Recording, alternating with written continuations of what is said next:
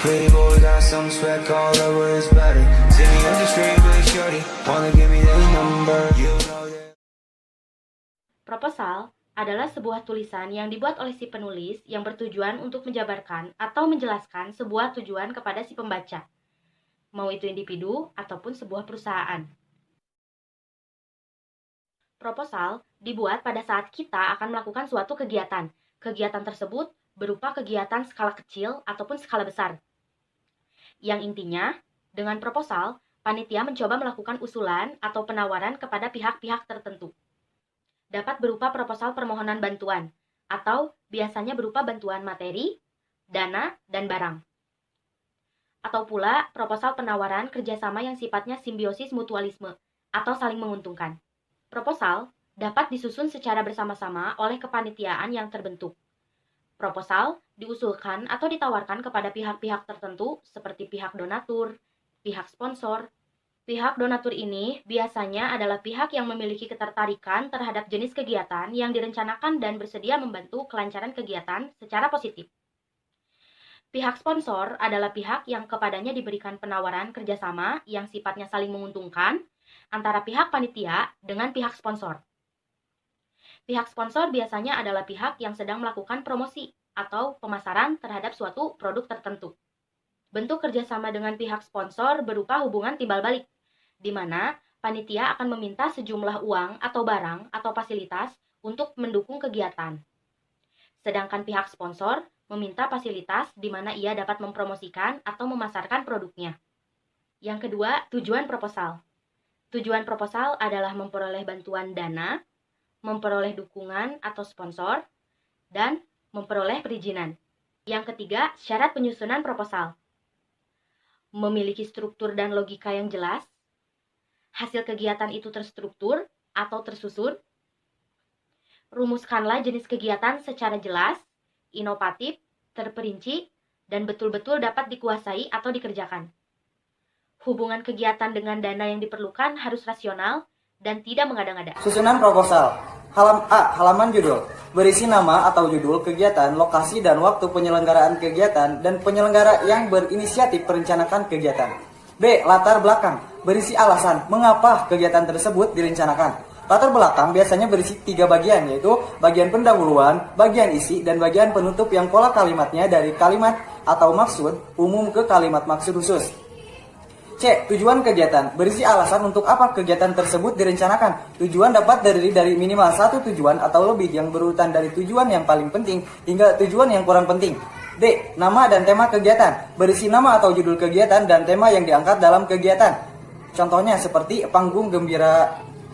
E. Bentuk kegiatan. Berisi tentang format atau bentuk sajian kegiatan. F. Peserta. Berisi keterangan tentang siapa yang akan ikut dalam kegiatan. Orang yang menjadi peserta sesuai dengan segmen atau jenis kegiatan yang direncanakan. G. Penyelenggara berisi keterangan siapa yang menjadi penyelenggara kegiatan. Biasanya penyelenggara ini adalah suatu kelompok yang hendak melaksanakan kegiatan karena alasan tertentu. Pada bagian penyelenggara ini perlu pula ditampilkan nama dan nomor kontak atau sekretariat yang dapat dihubungi. H. Jadwal dan lokasi kegiatan berisi keterangan kapan dan di mana kegiatan akan dilaksanakan. Susunan acara berisi uraian susunan acara atau pelaksanaan kegiatan dari saat mulai sampai selesai.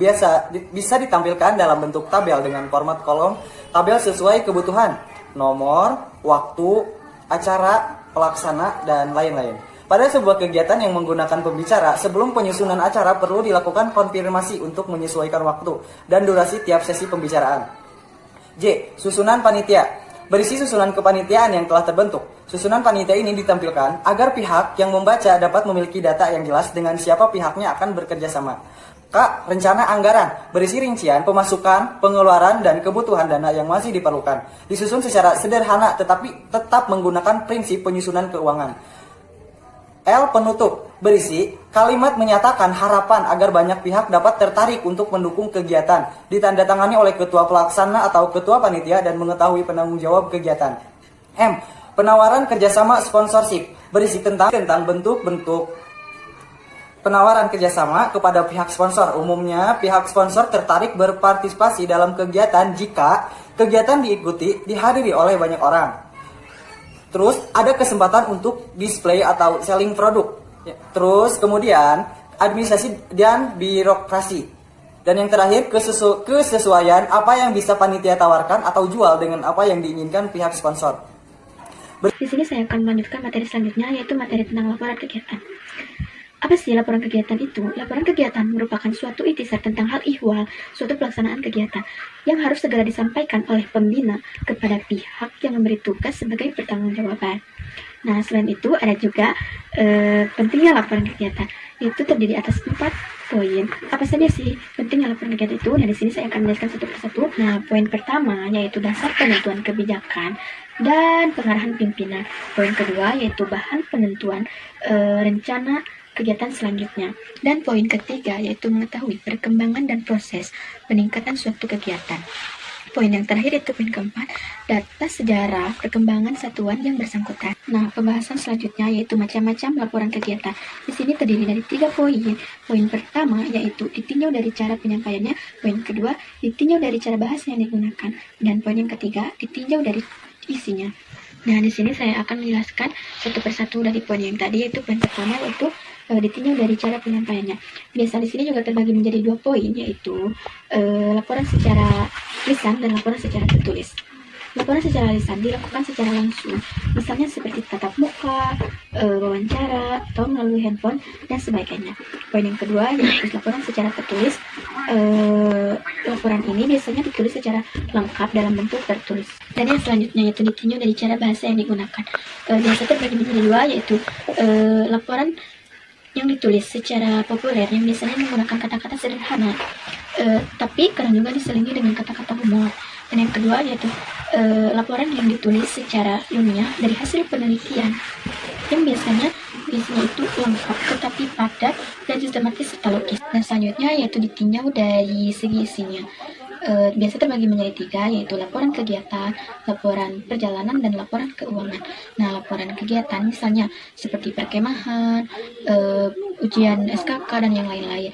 Dan selanjutnya yaitu laporan perjalanan misalnya seperti laporan wisata, pengembaraan, dan penjelajahan. Dan yang terakhir yaitu laporan keuangan, misalnya seperti acara-acara kegiatan formal, yaitu seperti membuat proposal.